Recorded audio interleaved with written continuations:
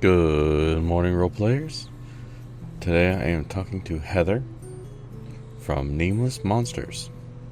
It is a wonderful podcast. I highly advise you go listen to it. I've been friends with the crew for quite some time. At least I like to believe I've been their friend for quite some time. And this episode has been on the back burner for a long time. I don't really want to go into details about where I've been or what's been going on. Instead, I'd just like to get right into it this time. Holy shit, it's really good. Oh, good. Whee! Okay, all right. Are you ready for this? I'm ready. Miss Heather, That's the lady me? whose editing skills I am incredibly jealous of and still wish I could edit just as good as you. Oh my gosh. For your podcast, welcome back. This is the second time we're doing a recording because the first time we did this was real bad on my part. I'm so sorry about that. No, listen, it was an early morning. There was a lot going on. Mm-hmm. Yeah, like And- my son had interrupted us for a solid 10 minutes. But he's adorable, so it's all Yeah, he was being adorable. But like as I was editing this, I was like, there's a lot here that I just do not approve of. Yeah. So, and welcome back. and that is your right as the editor. You were the Editor, one who host. gets to make the call to just say, you know what? Trash it. Trash it. Thank goodness for your patience and coming back and doing this again. I am delighted to be here. But my favorite part of being me is that I have completely forgotten what we've talked about, so we can do this all over again. Huzzah! This is fantastic. So let me. One of my favorite ways to start off a guest is normally, hey, how did you get into role playing? Could you tell me about that? Sure. So I guess my path was directly through theater. Mm-hmm. That's what I studied in college. That's what my degree is in. And the role playing that I did, like tabletop role playing games, were always with my brother and his friends, especially after college. I moved back home, and my youngest brother was still in high school. And as a way of, I guess, starting a new relationship with him, because once your siblings go away and then come back, they're different people. And he had grown up so much in those years. He was a new person to me as well. Anyway, my brother's my best friend, and I love him so much. And this is part of why is because we explored all of these systems together and had fun, and it was the way we connected. Mm-hmm. Sorry, now there's a cat in my lap. Well, it's cool that you got into this because of family, because a lot of people get into this for various different kind of reasons, and I think that family, like just getting to understand your family and getting to know your family a lot more, is a great reason to get into role playing. Hell, it can allow you to get a lot of frustration out as well. Yes. Kind of Getting unlock- to hit them even with a large imaginary sword feels good. Yeah, you kind of unlocked a core memory for me for a second there. Aw. I vaguely remember my sister playing, like making a character sheet for D&D, what I assume is D&D, years and years and years ago with my brother. We've only ever met once and maybe twice in my life. Oh wow. Yeah, did not see them very often. I'm exaggerating, but at the same time, when I say a handful of times, I'm being serious. Like I Sure. could probably count how many times I've seen them, like 10 times or so. Wow. And I think she was using it as a way to have a relationship with my brother as well. Yeah, I mean, games are so important because they give you a common goal, they give you a structure in which to organize a conversation and connect with somebody. And I think as much as role playing is important and allows us to explore various facets of ourself or characteristics that we're interested in emulating, exploring.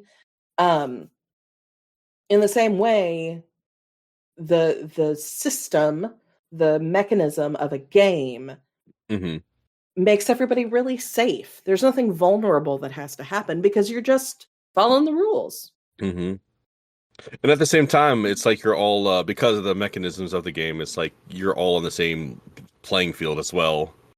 Absolutely, it's such an equalizer. Right, that's exactly what I was trying to get at. Yeah, I just can't use words, which is weird as a host. With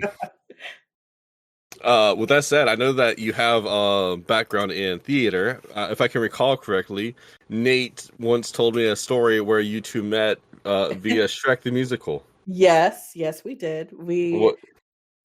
So he always likes to say that we met during Shrek, but we didn't. We had done several shows together beforehand. But in most of those other shows, we didn't really interact, or he was the stage manager for a musical that I was in, and then I was a director and he was one of my actors.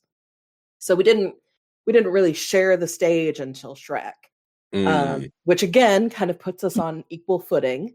And we're all equal in the eyes of Shrek, don't worry. Exactly. And so after the show was over, we decided that we'd kind of see where things went. And 8 months later, we were engaged and we got married the following year. Heck yeah. Yeah. And then they all do a podcast together. We do. It's pretty great. You not only do you guys have a podcast together, you got some nice kids playing with you. Our good friends Lester and Dennis, and now Rachel is with us as well. So is Rachel with y'all full time or for the time being? Yeah.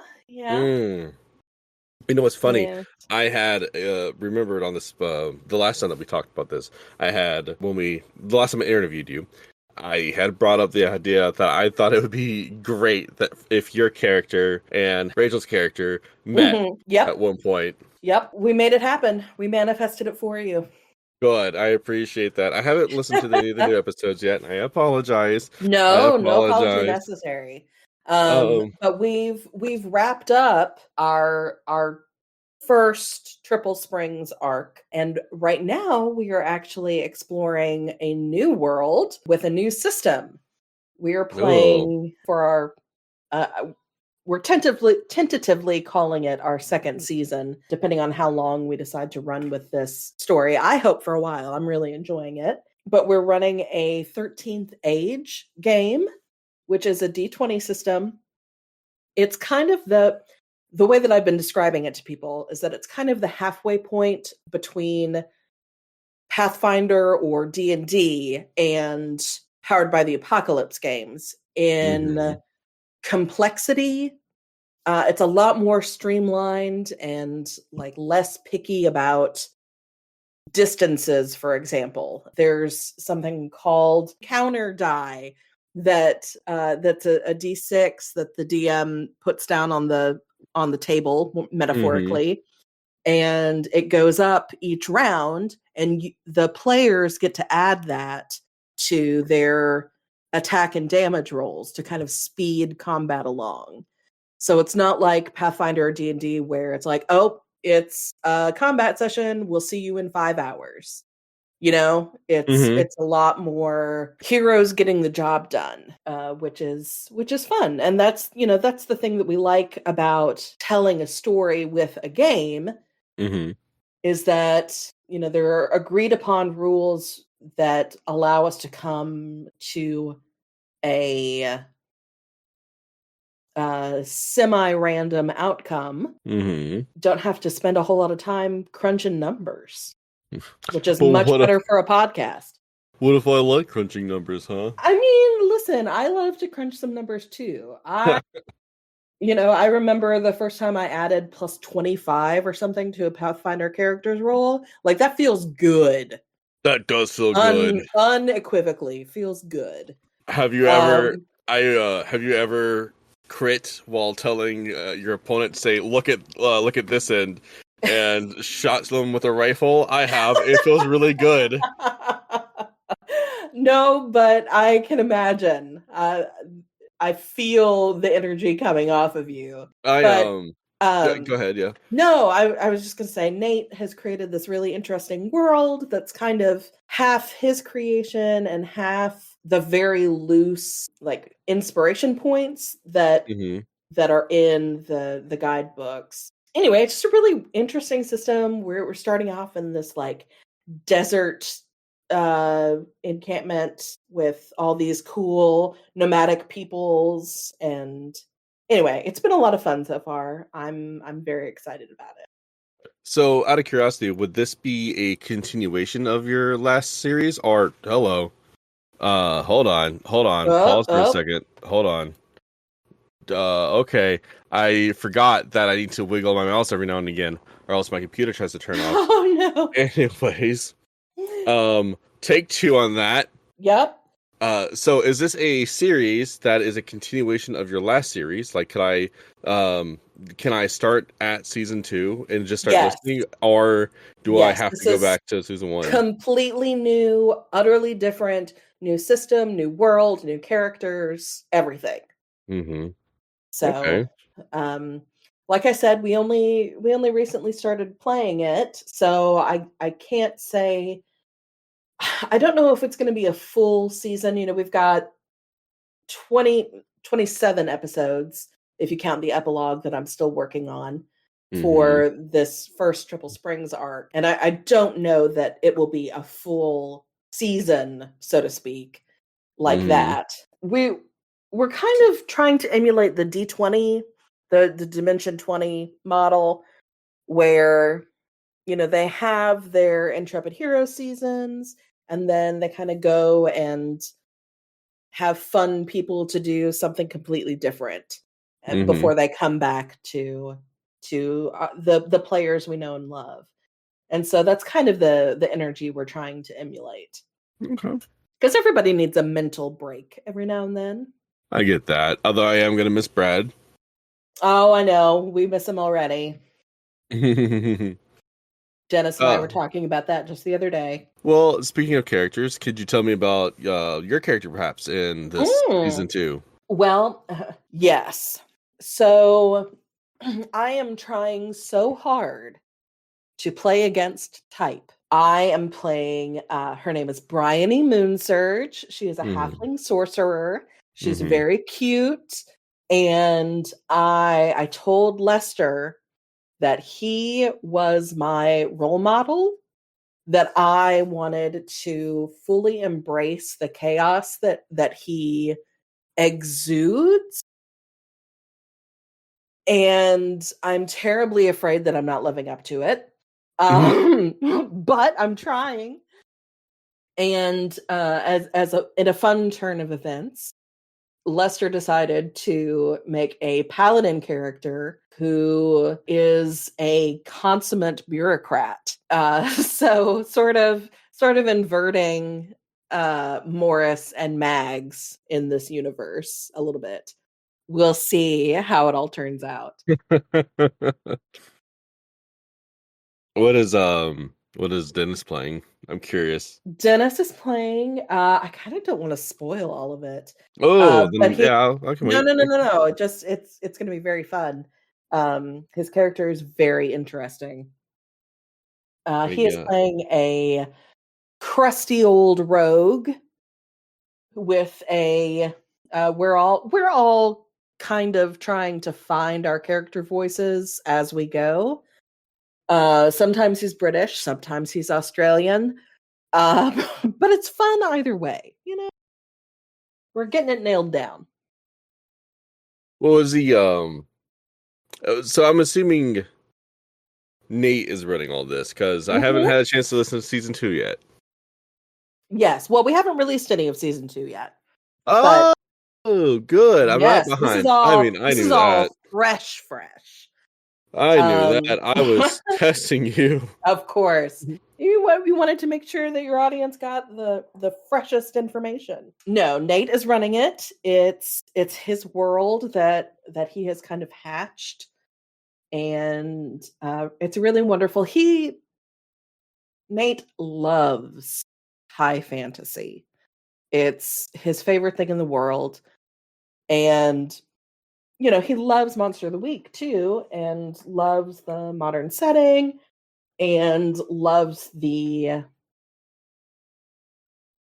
storytelling restrictions that come with trying to ground something in reality. But my boy really loves magic. That's all there is to it. Well, as much as I love talking about Nate, today we're talking about you. What would you prefer as like if you had to do the running, right? If you had to run it, what kind of genre? What kind of what was your setting be like? I think that I am more a modern day setting. See, here's my thing. I get really, really granular. This is why I'm not a good DM. I'm a much better player than I am a gamekeeper, because I want all of the details of a world, and it doesn't matter what my character wants. That's what Heather wants. And so no matter how small the detail, it goes in my notes. And I am the person who is going to sit there and study them after, like in between sessions, just to fantasize about, what's going to happen next in our collective story. And I'm trying to, the best example of this, Dennis runs a high fantasy game with myself and a couple other of our college friends that we get together and play periodically. And I am the note keeper for that one as well, both in character and out of. And I have something like 120 pages of typed notes. And we've been playing for quite some time. So it's not like, that was 4 sessions or something. But when I say I want detail, I want detail. I want to have a Pepe Sylvia wall, like on roller screens that I can pull down for each campaign that I'm in. Yeah. So that I can put more marks on it and start connecting dots. That's what I love. I'm about to say, I can't even believe I like taking notes too. I don't think I've gotten past 20 pages, let alone 120. Jesus. Whew, boy, that's a lot. Like I said, we've been playing for a long time, and I only just realized how excessive it had gotten. I was scrolling through trying to find my a particular quest item that we were discussing, and I was like, man, there's a lot in here. I just like being able to find information and keep up with stuff. It all started because of I was playing an archer one time, and I was like, I better keep track of this and like actually keep track of like how much I've been hunting and stuff like that. Keep track of your arrows. Yep. And one thing led to another, and then I just started to like to take notes when I play games. Yep. I like to keep things organized. I like to know who we've met. I like to know who got what. Yes. And I don't know. I feel so much more immersed in the world when I have a real history at my fingertips. Right. Yeah. And it makes you, it also just makes you, it forces you to take a special keen interest in the storyline, if that makes any sense, because you're looking for all these different little details to add to your note. Your notebook. For sure. Yeah, for sure.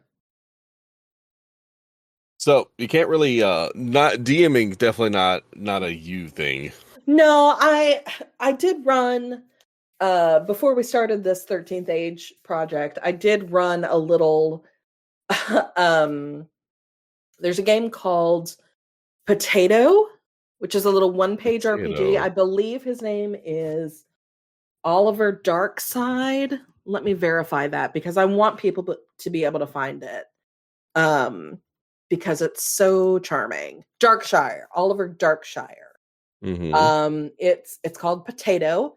It's a one-page RPG about being a halfling. And so I ran that for the group, which is not at all what it was designed to do, for the record. Mm-hmm. But we had a great deal of fun with it. Mr. Ray from $2 Creature Feature came and played with us as well. And we had a lot of fun with that.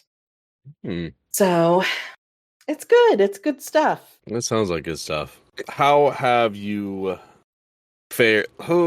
That's a weird way of asking this question. So you started off with family. Now you're here at the point where you are doing podcasting for role playing. How has it changed? Because no matter how much we love role playing, right? Like what we're doing is a job, right? Yeah. How much of this being a job has affected your love for role playing? Honestly, it only deepens it. Like Really? I said, my background is in theater. And I knew, even when I was in college, I knew I was not going to get cast. Not until I was much older. I was one of those girls that always got cast as the mom character. I played Yenta in Fiddler on the Roof. I played Mrs. Peterson in Bye Bye Birdie when I was high school.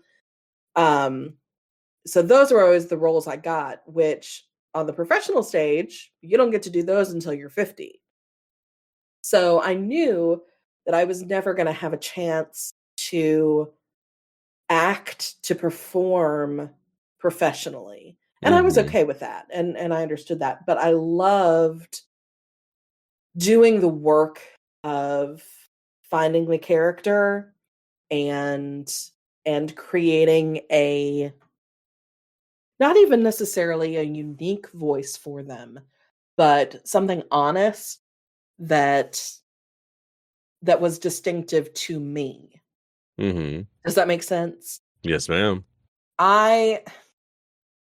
I'm a big believer that tropes exist for a reason. That, not to say that trite storytelling is okay, because that's not what I'm saying. But the grizzled veteran hero who fights by the side of the young hero, that is a trope character. We all recognize that there is a difference between Aragorn and Adam Baldwin's character from Firefly. Help me. Is this a very bad time to mention that I have hardly seen Firefly? Oh no. Oh yeah. no, what have I done? I'm so sorry. No. This is not a sin I wanted to put out into the world. Listen, I you can apologize. cut this part and go directly to me coming up with the name. The name is Jane Cobb. I should know that. So, we all recognize that there is a difference between Aragorn and Jane Cobb.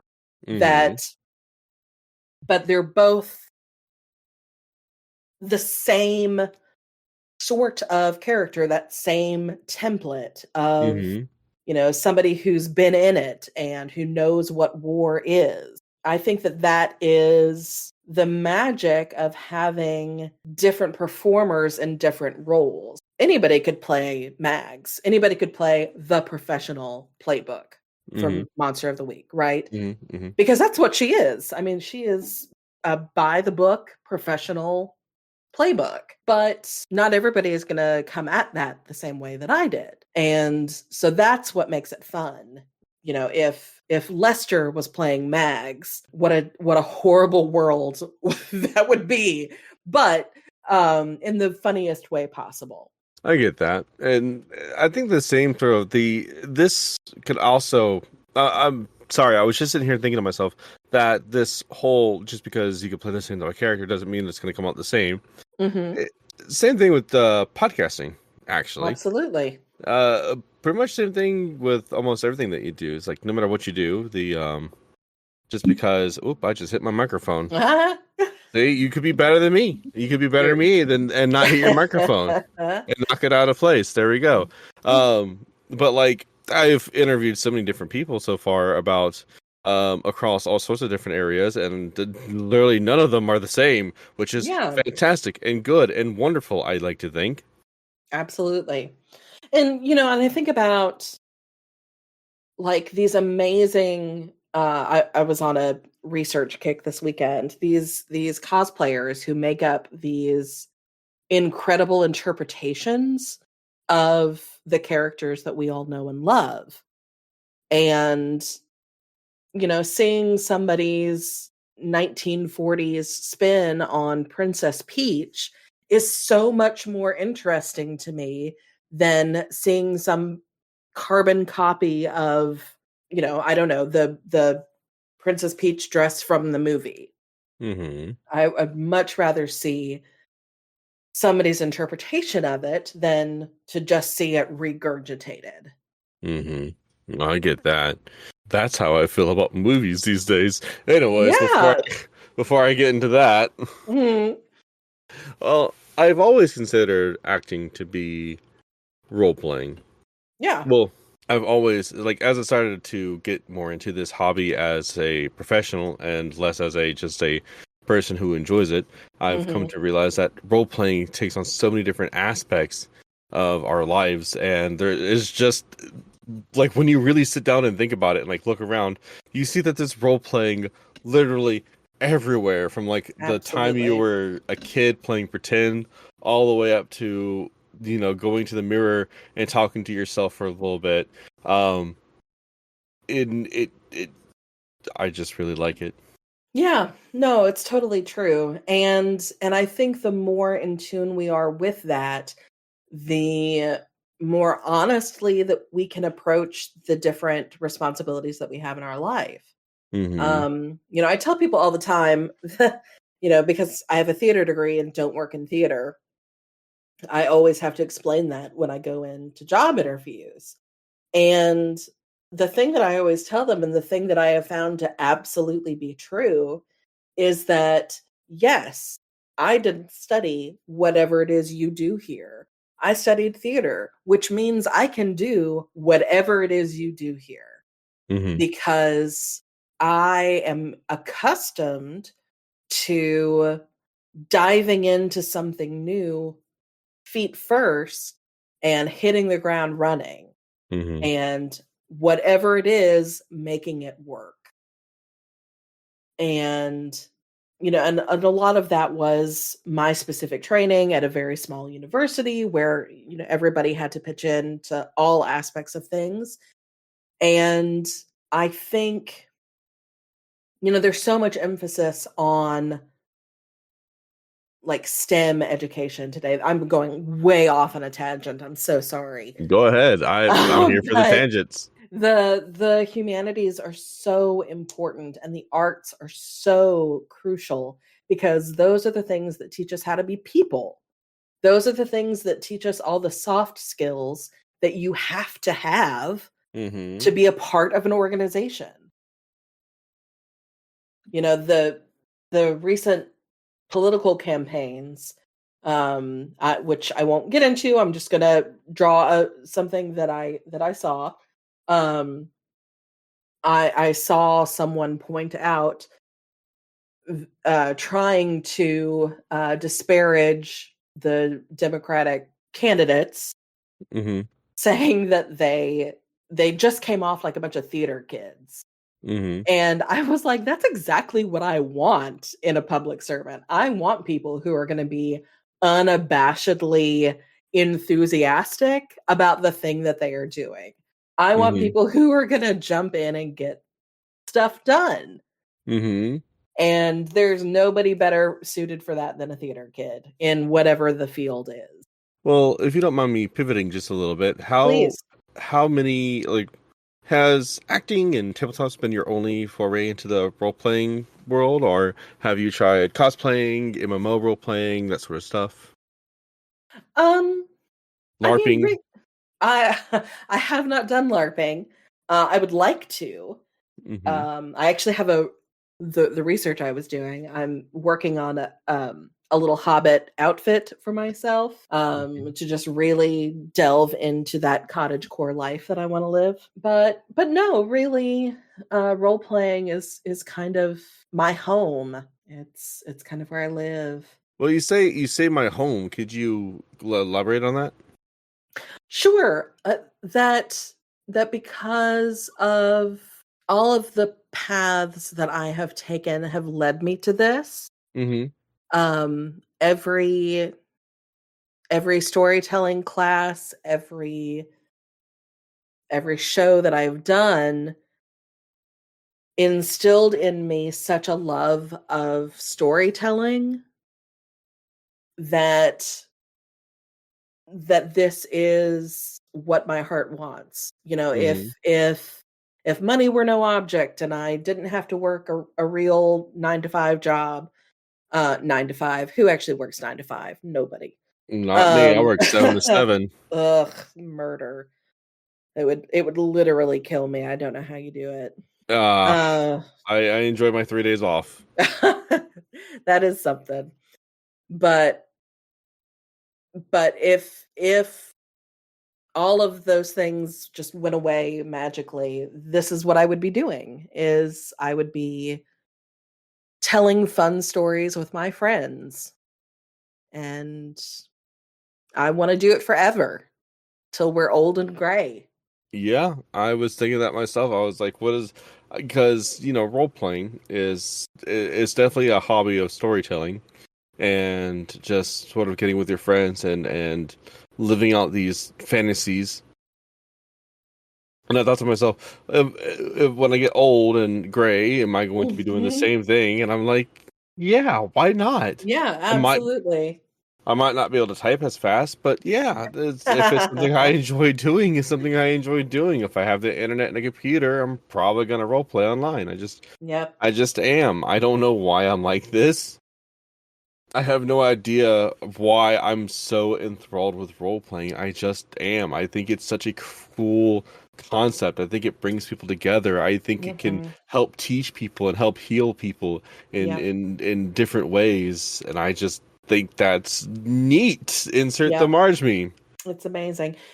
I've talked about this before uh on in other interviews that I've done. The most fascinating thing to me, and I learned this from watching an interview with Liam O'Brien of Critical Role. He spoke on it, but that the memories that we create around a gaming table, Mm-hmm.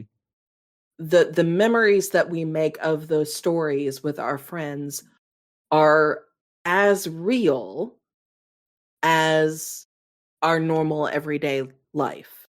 Mm-hmm. So why wouldn't I choose to go and be a hero with my friends instead of, I don't know, watching Abbott Elementary for the 15th time? Not not to knock Abbott Elementary, talking about excellent role playing and all of that. Mm-hmm. But why wouldn't I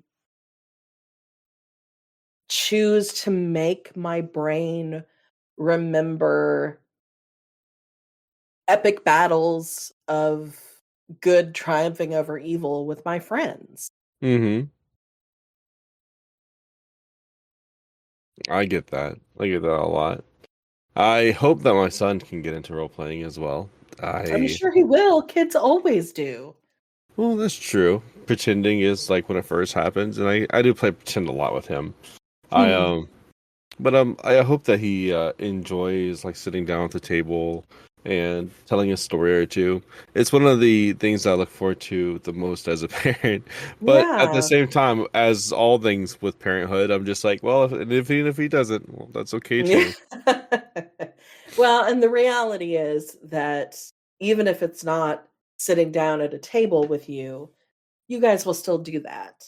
Hmm. You are a storyteller and a connector with people, and so of course that is going to be a basis of y'all's relationship as he grows and matures, and that's a beautiful and wonderful thing. Oh, thank you. I appreciate it. Those are some kind words. Well, they're just true. I That's another thing as a podcaster I'll never get used to is people will compliment me and I'm just like obviously you're lying. So don't even start. Thank you very much.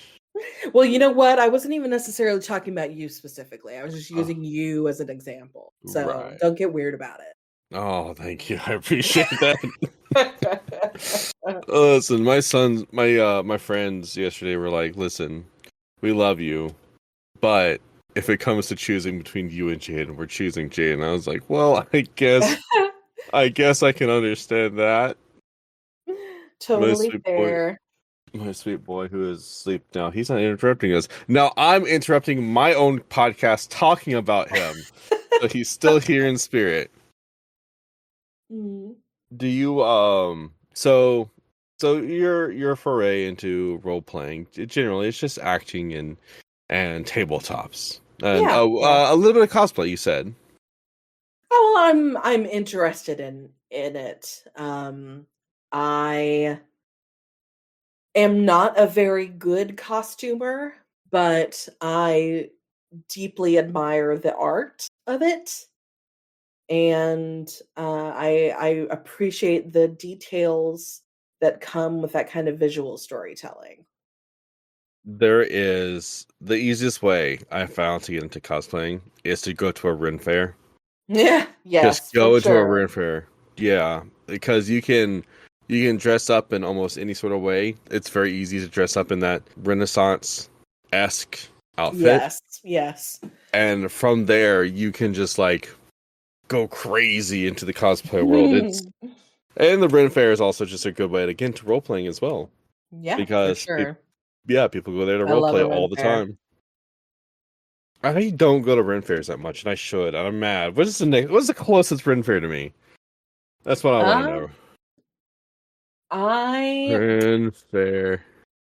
I haven't been to a proper Ren Fair since I was a kid in Montana because all of the Ren Fairs down here happen in the summertime when it's like 100 degrees outside.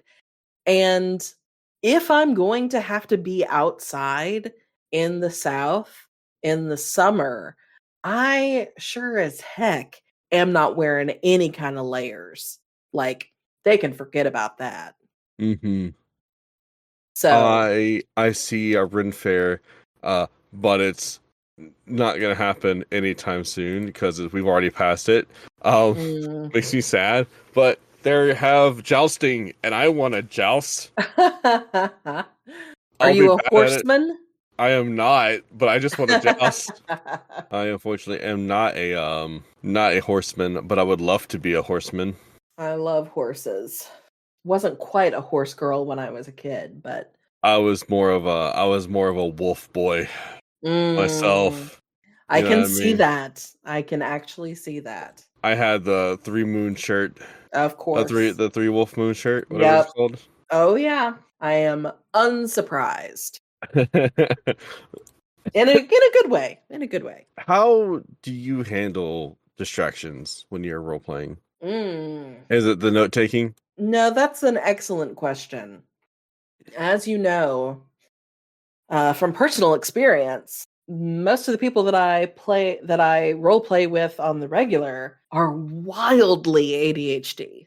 Oh God! Oh, do I know it? And I know it. Lester and I have had such a oh, conversation I about this. cannot even imagine what y'all's interview was like. So yes, there are a lot of distractions, and it is difficult to I don't know how to phrase this, because while we're recording, I am often also thinking like a director, thinking about, when I go back and I'm going to cut this section and then I'm going to move this earlier in the episode, and, all of those kind of mental notes that happen in the moment. And to herd all of my little monkeys or my squirrels or whatever other animal has the attention span that the rest of my compatriots do. I often have to be the person who, okay, let's rally our thoughts here, guys. Let's get back on track. But I don't feel like that is the same kind of distraction as, I don't know, because it doesn't distract me from being my character, because it's like I just pause, go into teacher mode, and then unpause, come back as my person. It's certainly frustrating sometimes, especially when we're trying to put a button on a beat, and everybody else is vamping with very funny bits. They're always very funny. Well, that's I the best say part of role playing. grudgingly, yes. That's my favorite part, is the funny stuff. Yeah. Even more so when it comes to friends. Yeah. But it's still important to me that when we have these, because the stakes are so high in these kind of fantasy role-playing games, right? The fate of the world is always hanging on the balance. And so it's always, and this is the editor conversation, more than the role-playing, but I want to honor the role-playing that happens. I want to honor, when Brad is making a big move, when he's sacrificing something for the sake of the story. I want to honor that. And so sometimes I have to cut a really funny bit that somebody made in order to keep that emotional through line happening. Right, yeah. I get that. I get that a lot.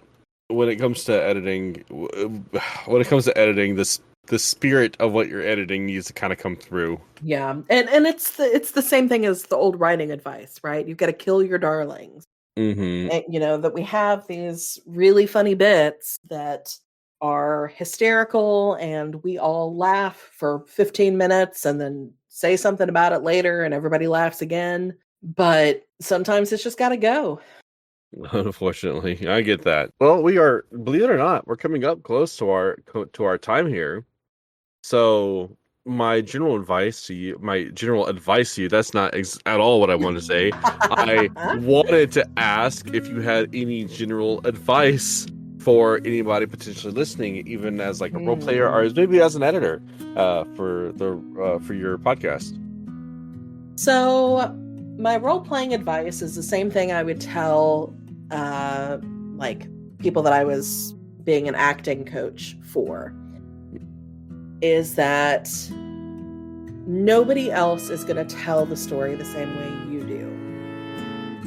And as long as you are listening to the logic of the character that you have created, you cannot make a wrong choice. People are full of inconsistencies, and people make bad choices in their lives. And so when we are role-playing, we have to role-play that as well. And, so don't worry about making the right choice. Don't worry about always being the hero. Just worry about who your character is. And for editing, get rid of your clicks, get rid of those ahs and ums, and keep things moving. I am bad about leaving the ums and the ahs, and then because I do it so frequently that sometimes I'm just like, oh, it's fine. And then another part of my body is like, no, it's not fine. You fool. Like, it's so tedious. It's the worst part. But dang it, I I really go through try. and I get rid of every single one I hear. Although I always am delighted. I made a rule with myself that if the is in character, it can stay. So That's fair. So as long as it's a character then that's fine. That's fair. I get that. I would do nobody it wants to too. listen to me stammer. That's What? the beauty. That's the beauty of a podcast. You get to edit all that mess out. Be the best version of yourself. They'll never know my flaws. Exactly. Don't let them know. Well, Heather, I think we've talked to quite a lot. It was such a pleasure to have you on the podcast. You too, my friend. What a delight. Thank you for having me. And everybody out there can go listen to Nameless Monsters. I almost said $2 creature feature again. You know what? Fair. Listen to them too. Listen to them too, but go listen to Nameless Monsters. Season 2 is coming out when? I don't have a firm date yet, but it will be very soon. In the meantime, you can listen to our Triple Springs arc, our fun Monster of the Week, funny times.